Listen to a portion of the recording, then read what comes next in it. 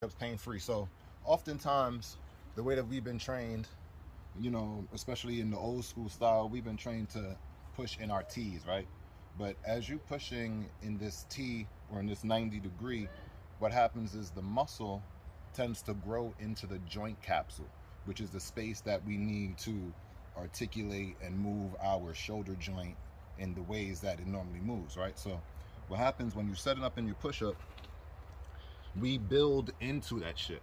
So what happens is we end up with our elbows pointing directly outward, which would then lead to that internal rotation of our shoulder joint or lateral and into our shoulder joint, right? So we want to make sure that when we're in our push-up, we are externally rotated. The way that you can tell that you're externally rotated in your push-up is just by simply looking at your elbow or the soft portion of your elbow. You want to make sure that it's pointing or directed forward more than it pointing inward, right, where they're facing each other. So the way that you do that is once your hands are on the ground, you want to imagine you're screwing your hands into the ground. And what that's going to do is bring you into an external rotation motion.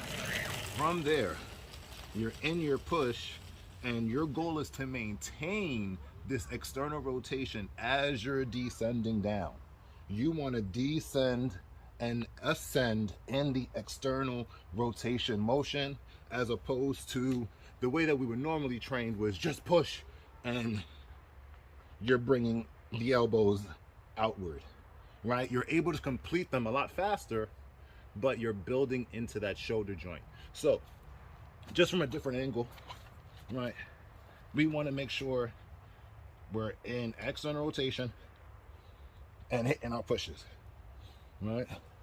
You want to actively be screwing the hand into the ground, as opposed to allowing, you see how when I go into relax mode, my elbows flare out?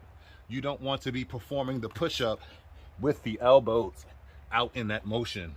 You want to be externally rotated, right, from the hand, lock in,